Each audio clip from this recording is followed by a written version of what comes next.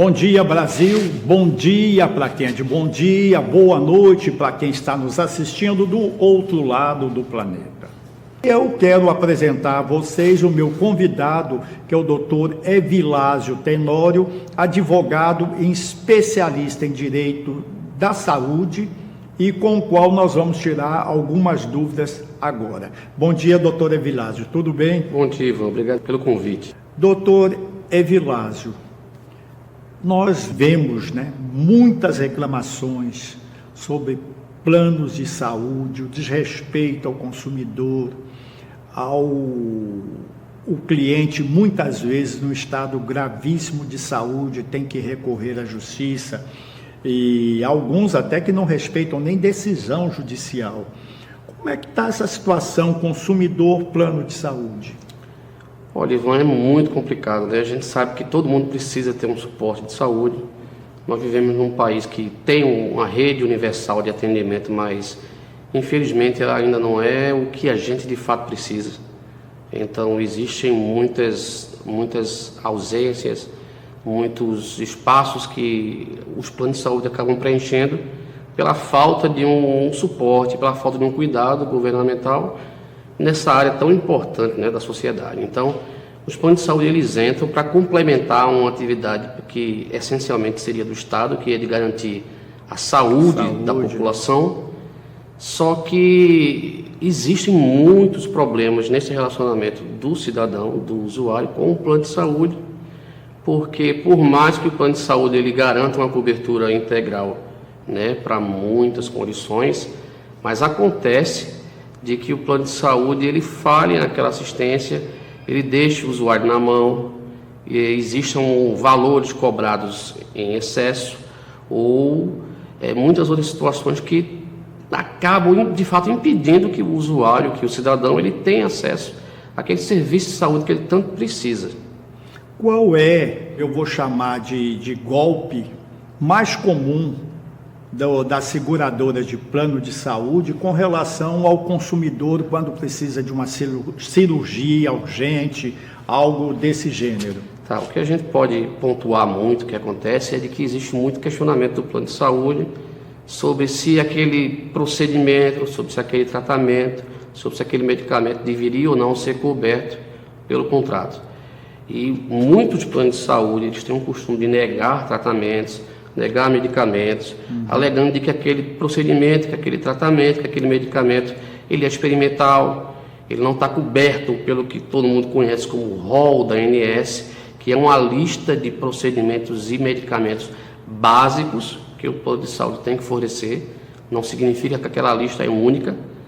Você pode fornecer medicamento e tratamento fora daquela lista do rol da ANS, mas os planos utilizam essa lista como uma espécie de restrição. Olha, eu só vou te fornecer o que está ali, e o que não tiver ali eu não vou te garantir.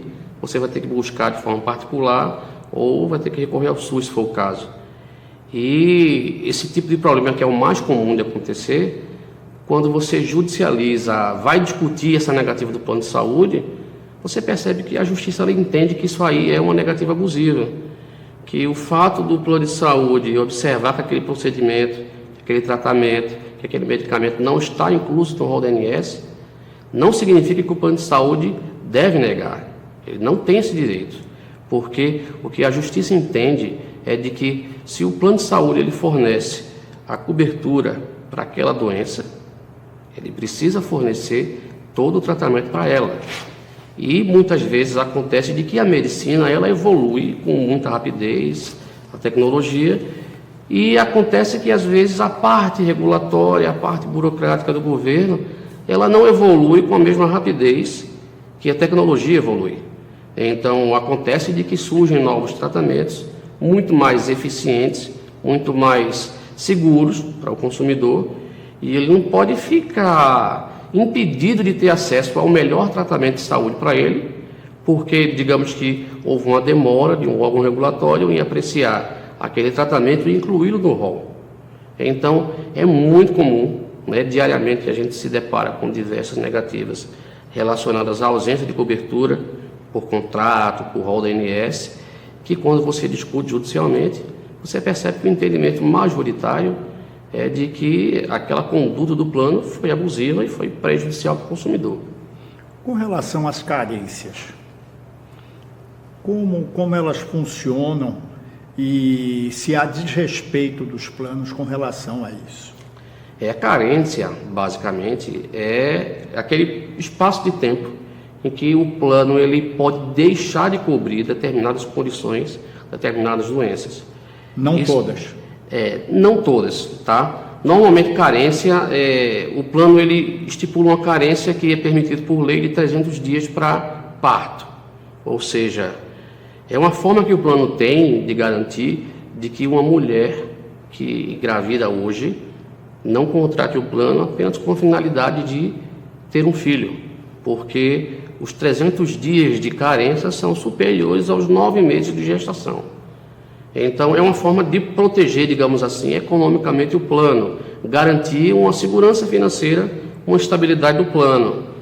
Existem outras condições, como você ter uma doença pré-existente, né, que às vezes você omitiu na hora de você contratar com o plano, ou você informou ao plano, e o plano estipula uma determinada carência.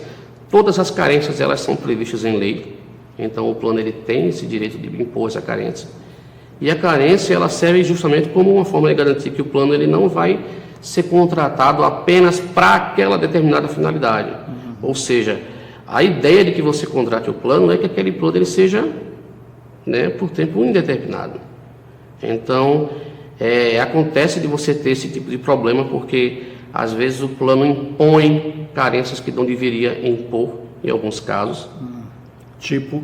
Seria uma pessoa que, por exemplo, você contratou um plano de saúde hoje e você, digamos que daqui a uma semana, teve um mal súbito, você teve uma situação de urgência, foi ao hospital, chegou lá, você recebeu os primeiros atendimentos e a equipe médica entende que você precisa ser internado numa UTI.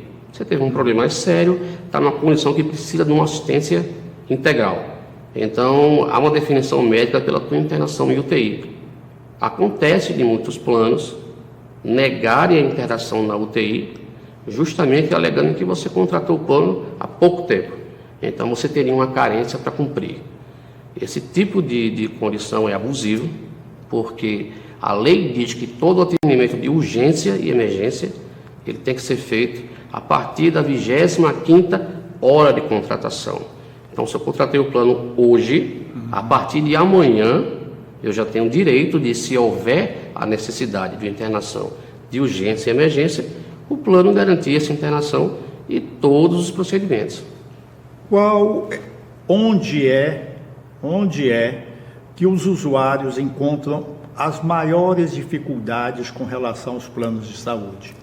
Tá? É muito comum que os usuários eles se deparem com problemas com o plano de saúde, como esse exemplo que eu citei agora de internação fora do prazo de carência, quando você precisa de um atendimento de um médico especialista e muitas vezes você não consegue, porque ou não tem médico especialista naquela tua condição, ou quando tem, o médico ele tem uma agenda muito lotada. Eu só vou conseguir uma consulta para daqui a 6 meses. E às vezes você não pode esperar tanto tempo, né?